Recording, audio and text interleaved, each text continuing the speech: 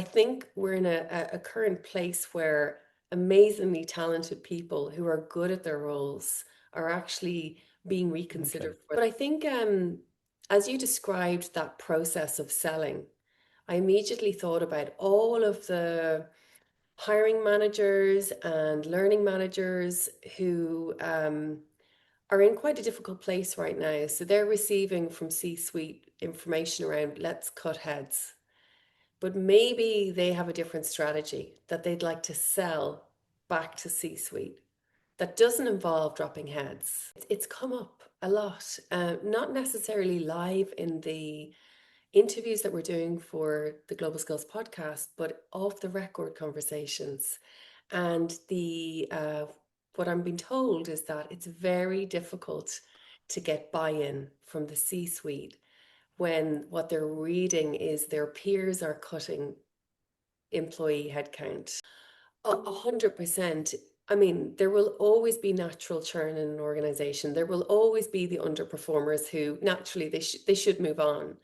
But I think we're in a current place where amazingly talented people who are good at their roles are actually being Okay. reconsidered for that role. So what I've just said to you in those two sentences are the same sort of language and sentences that those hiring managers should be saying to the C-suite executive.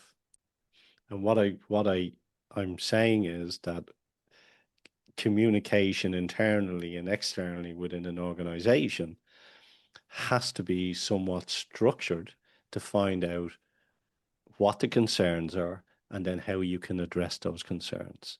So with you saying, yes, these are great ideas, then those lower level managers have to then come back in with a here's why, here is the reason, here is the benefit, and here is the real benefit.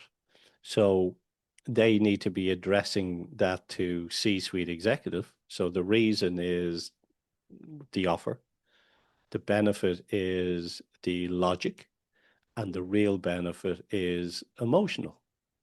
Because everybody buys, we ask questions logically, we buy emotionally, but we justify our decision on the logical questions that we answer.